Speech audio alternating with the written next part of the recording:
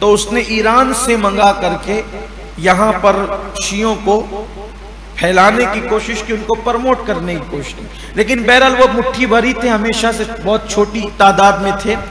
अक्सरियत अहले सुन्नत की थी। हज़रत अमीर खुसरो रहमतुल्लाह अलैह अपनी किताब में लिखते हैं कि हमारा मुल्क हिंदुस्तान, हज़रत अमीर खुसरो के दौर की बात है कि हमारा मुल्क हिंदुस्तान सुन्नियों का मुल्क है।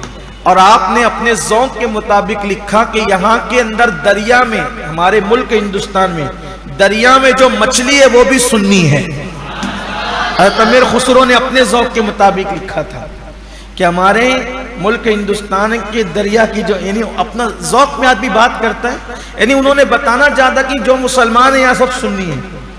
तो बहुत छोटी तादाद थी शियों की, और चूंकि वो उनकी मस्जिदें अलग थी, उनकी इमाम बारगाहें अलग थी, उनसे ना शादियाँ होती थी, ना बिया होता था, ना रस्म था, ना रिवाज था, वो अलग ही रहते थे। सुन्नियत का गलबा था। लेकिन 1857 के बाद टुकड़े टुकड़े कर दिया, मुसलमानों में फ़िरक़े पैदा कर दिया। मैं अपने जवानों से बस इतना ही कहता हूँ और बार बार कहता हूँ, मेरा दर्द यही है कि 1857 के बाद जितने पैदा हुए हैं सबको छोड़ो, क्योंकि ये अंग्रेजों के पैदा किए गए, वरना लड़ाई झगड़े की कोई बात नहीं, सिर्फ इल्मी बात रखना चाहता हूं। वरना जिसको चाहिए वो आकर के बात कर ले। 1857 के बाद जो पैदा हुआ है, नहीं उसके तार, अल्लाह के घर में कहता हूं, उसके तार मैंने अंग्रेजों से न साबित कर दिया फिर कहिएगा। किसी को 600 रुपया अंग्रेज देते थे, उलमाए हक को तो पहले मार डाला, फिर अपने जहन के उलमा खड़े किए। किसी को 600 रुपया दिया जा रहा है, किसी की कश्ती सजाई जा रही है, किसी को शमसुल उलमा का लक़ब दिया और खिताब दिया जा रहा है, किसी को बरतानिया की दावत दी जा रही है, ये सब था। किसी को सर का खिताब दिया जा रहा है, ये सब हुआ। फिर उसके बाद हिंदुस्तान की आवाम फिरकों में बढ़ गई। और आज आप देख लीजिए, लोग बहुत चैन से सो रहे हैं, उन्हें पता है कि मुसलमान कुछ नहीं कर सकते। क्यों? ये फिरकों में बटे हुए हैं। एक मोहल्ले को मुत्तहिद करना मुश्किल है, क्योंकि एक मोहल्ले के अंदर 72 फिरके मौजूद हैं।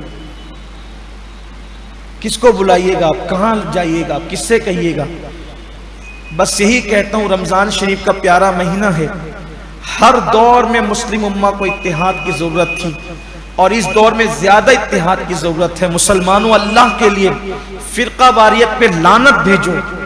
और 1857 के बाद जितनी जमातें और जितने मकतबे फिक्र पैदा किए गए, सबको जूते की नोक पे मार दो। और 1857 से पहले हमारे बुजुर्गों के जो अकायद थे, उसी अकीदे की तरफ पूरी उम्मत मुत्तहिद हो जाए।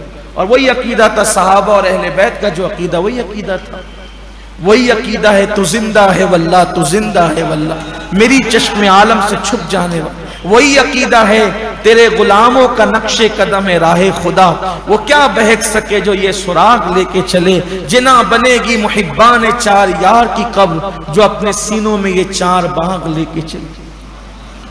फिरका वारियत खत्म होनी चाहिए, वरना बयान अंजाम भयानक है, नुकसान भयानक है। अंग्रेजों ने पैदा किया था। तो ये फिक्र हुक्मरानों की पुरानी फिक्र है। फिरौन ने अपने ग्रुप को, किब्तियों को फिरकों में बांटा।